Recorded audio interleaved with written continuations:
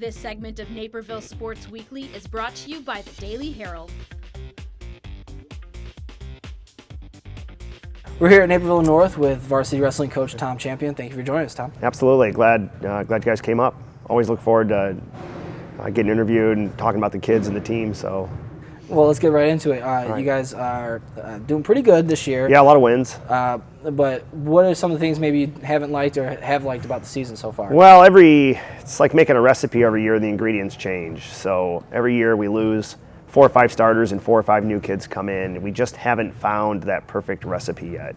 So every week there's been a change in our lineup. For example, DeKalb, we had 4 weight classes different than we're going to have this week. And then maybe next week another 3 weight classes different. And that's good and bad. It's bad because we don't have consistency every week. But the good news is that I've got another group of kids who are chomping at the bit to get into the lineup. We had 4 or 5 weight classes with underclassmen in them that are changing over this week. And that's another good thing. So our team has a different structure this year. Last year's lineup was pretty set by the second week of the season.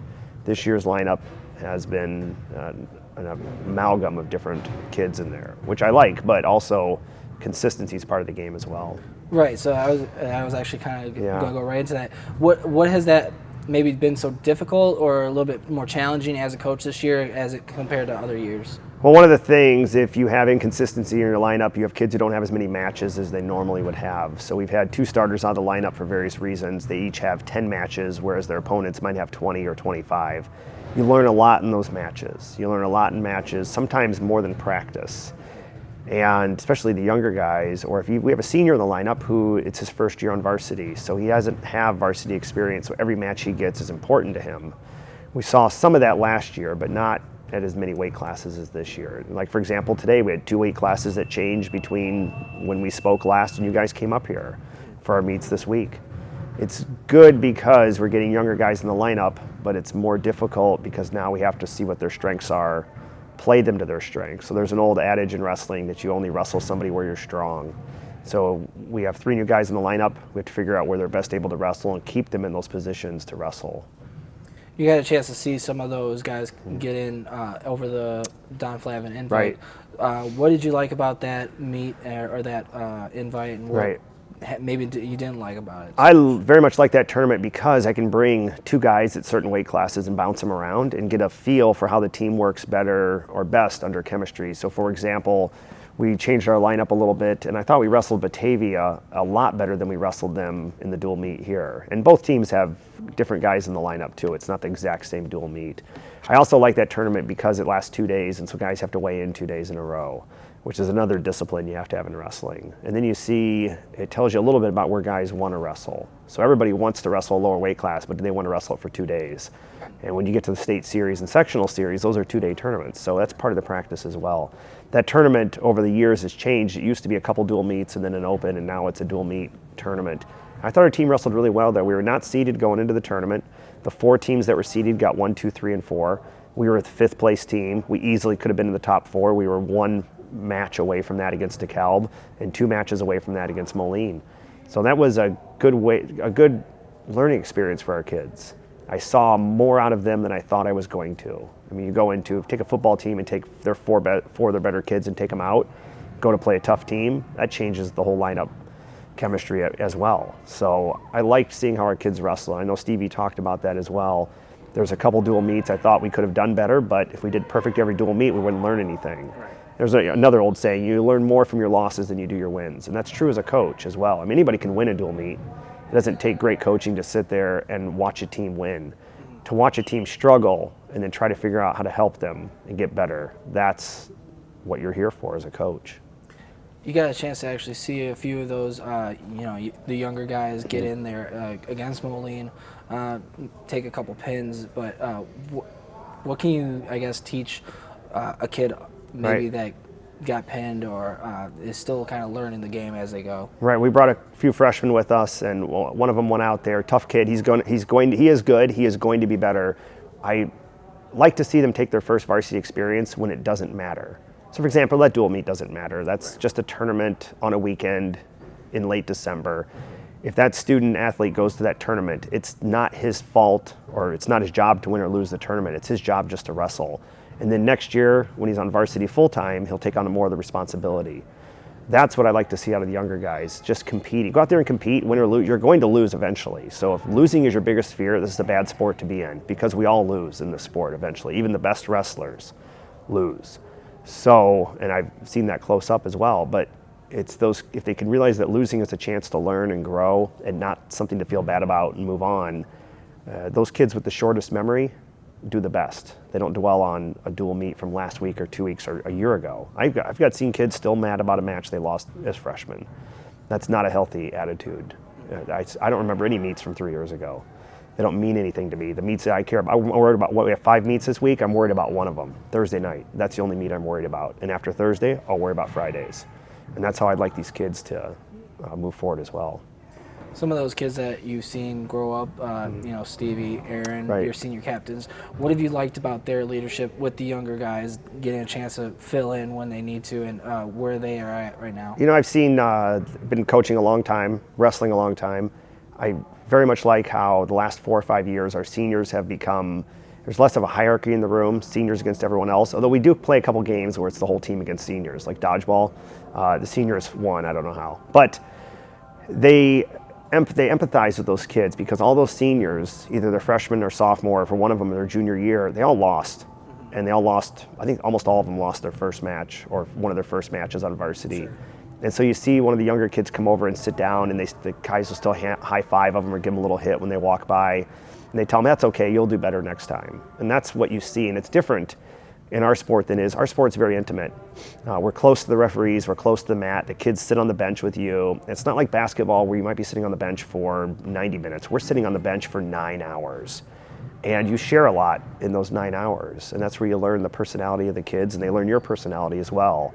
And they form alliances and allegiances.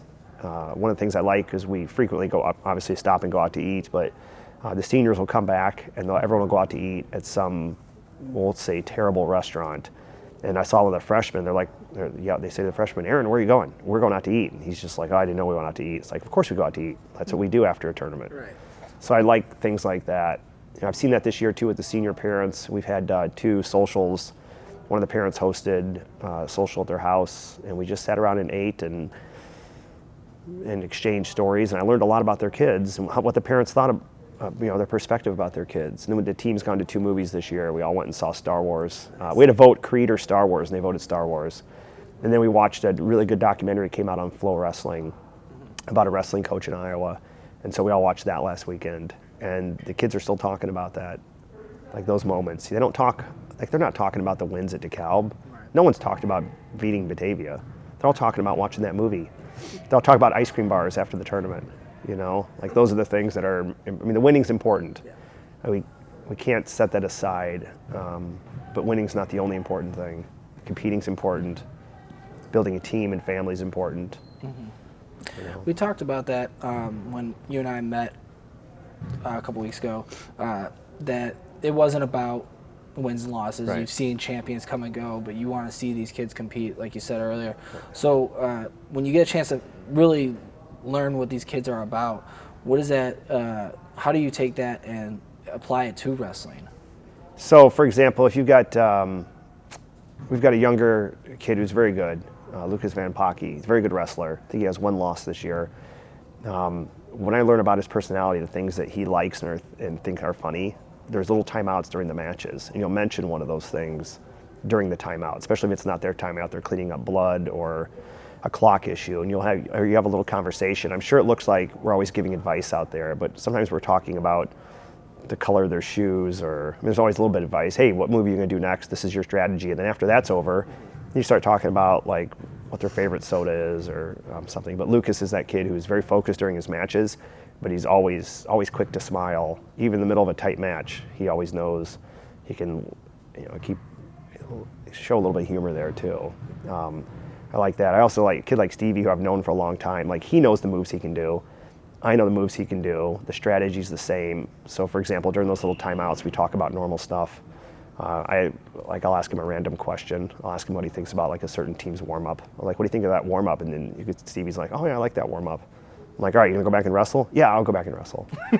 So every kid's different. And so those coaching moments aren't just about strategy. Sometimes they're just about, hey, I'm here for you.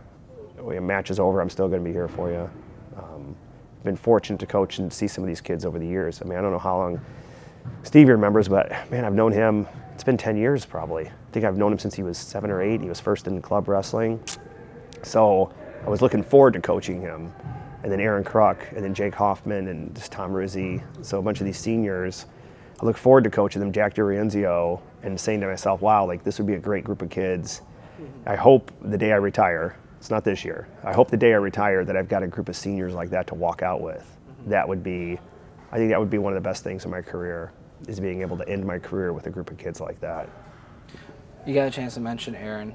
He's going to be going on to an Ivy League school. Right. What is that like to see somebody who applies the discipline that you talked about Right. that it takes for wrestling and can apply it to his studies? Aaron is, I have him in class as well, so I get to see both sides of him, and he's actually the same personality. He's very upfront and honest. I think that's what I mentioned to the coaches, is that his honesty and clarity when you ask him questions stands through. He's the same way in wrestling. Like when something doesn't go his way, he says it didn't go his way. He doesn't make excuses. Same thing's true in the classroom. When I see a kid, it isn't that I've taught him things that have worked well, it's that he's come in with a certain tool set. And I would say all I've really been a part of is helping him sharpen those tools a little bit. But he already came in with a pretty good set of tools to use. Better than mine were, certainly at his age. He's a better student than I was. Inspirational, really. Like I would look back at him and say, wow, I said, there's a lot of potential there still in that kid. Now I see what teachers talk about when they say there's potential in somebody, because that kid he's coming from a deep well, but he keeps going back over and over and seeing what he can do better. We're not all wired like that, but it makes me, even I look back at myself and say, wow, maybe, I can see that potential in the next kid and the next kid. Yeah, it's been good having him up here. I picked on him his freshman year. The famous story is his brother had to take the ACTs. And so I looked at Aaron and I'm like, well, you're just another Kruk, I'll just use you. Same weight class, you'll probably win. And he, unfortunately, I think it was his first varsity match. It came down to the last match of the night. He wins, we win the dual meet. He loses, we lose. And he went out there and pinned somebody. And I was like, whoa, now I gotta go tell his brother. Now I got these 3 brothers in the room, basically. So we've got one more Kruk behind him. Yeah. And I just talked to their dad this weekend. All the boys are the same, but they're all different. They're obviously brothers, Right. but they're not the same kids. And so it's kind of neat. It's like, I don't know, it's different. They're the same, but they're different. It's like buying 3 of the same pairs of shoes, but All different. they're all different. Yeah, all good too. Well, Coach, that's all the time we have for today, but All I right. want to thank you for joining us. No, and thank good you luck for the coming rest of out. the season. Yeah, really glad you guys came out. Appreciate it. Absolutely. Okay.